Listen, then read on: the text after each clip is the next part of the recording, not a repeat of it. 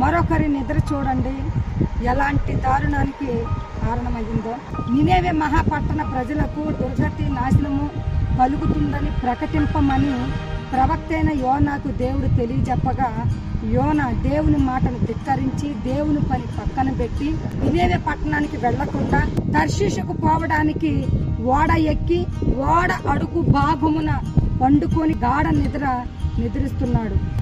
దేవుడు సముద్రం మీద పెద్ద గాలి తుఫాను రేపగా ఓడ బద్దలైపోవటం నావికులు చూచి ఓడలో ఉన్న సరుకులను పారవేస్తూ వారి దేవతలకు మొక్కిన ఫలితము లేకపోగా ఎందుకు ఎవరి వలన ఈ విపత్తు జరుగుతుంది అని ఓడ అడుగు భాగమును నిద్రిస్తున్న యోనాను చూచి, ఓయి నిద్రపోతా, నీకు ఏమి వచ్చినది, లేచి నీ దేవునికి ప్రార్థించు అని వారు చెప్పేంతగా గాఢ నిద్రపోతున్నాడు యోన.